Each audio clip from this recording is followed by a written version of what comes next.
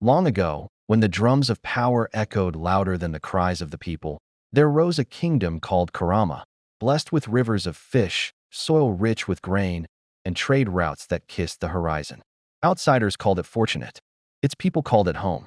At the center of Karama sat a ruler named King Dazari. When Dazari first took the throne, he spoke the language of hunger because he had known it. He promised roads, fair taxes, and protection. He walked among farmers and listened to fishermen. In those early days, the people loved him because he sounded like one of them. But power has a quiet appetite. The first change was small. A larger palace for the dignity of the crown. Then a second storehouse, locked and guarded. Then a new tax on salt. Then cloth. Then breath itself. Dazari said it was for the kingdom's future. The people believed him at first. As wealth flowed in, it no longer reached the hands that created it. Grain rotted behind palace walls while children learned the taste of hunger again. Gold filled chests while villages paid with blood when they could not meet demands. The king stopped walking among his people. He no longer needed to hear their voices. Advisors who spoke of restraint were dismissed. Those who praised him were rewarded.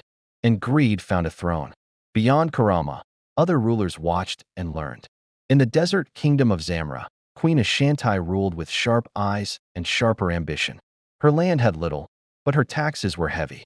She controlled the trade caravans, charging passage fees so high merchants had no choice but to comply. She called it strategy. Her people called it suffering. Ashanti wore gold not for beauty, but for reminder. Power must be seen, she said. If they see wealth, they will fear losing it. But fear does not feed the people. In Zamra, wells dried while the palace fountains flowed. Mothers traded heirlooms for water. The queen heard of it, but chose not to hear. To the east, in the forested hills of Nambara, a council of elders ruled together.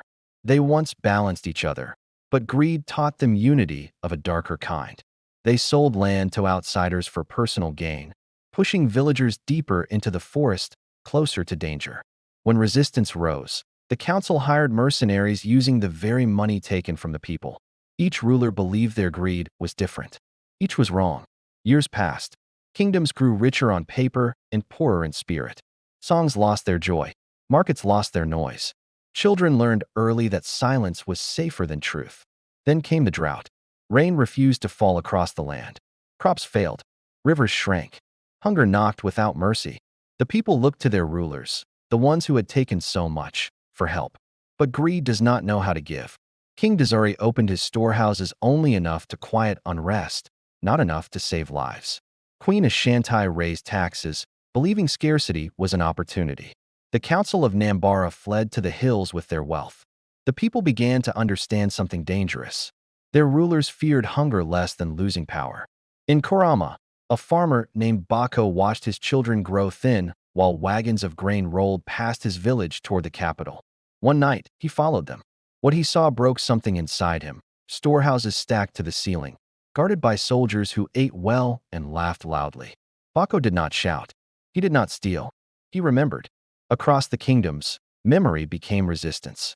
Not loud at first. Quiet. Careful. Farmers shared food among themselves instead of selling. Traders hid goods.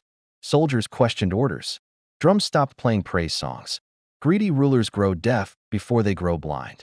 When revolt finally came, it did not arrive like thunder. It arrived like erosion, slow, inevitable. In Zamra, caravans stopped coming. Trade collapsed. Ashanti's wealth meant nothing without movement. Her guards, unpaid, began to disappear. One morning, she woke to a palace too quiet. In Nambara, mercenaries turned on the council when payment failed. Gold could not buy loyalty forever. In Karama, Dazari stood on his balcony as the people gathered, not with weapons, but with silence. No chants, no cries, just eyes filled with memory. For the first time, the king felt poor. He ordered the army forward. They did not move. He promised reform. The words fell flat, worn thin by years of lies. Greed had eaten his credibility long before it touched his throne. By sunset, the palace gates opened, not to enemies, but to consequences. Dazari was not killed. He was removed, stripped of titles, left to live among the people he had forgotten.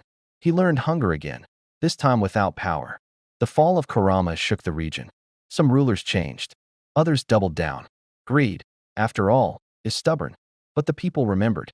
They told stories to their children, not just of suffering, but of warning. They taught that leadership is a loan, not a possession.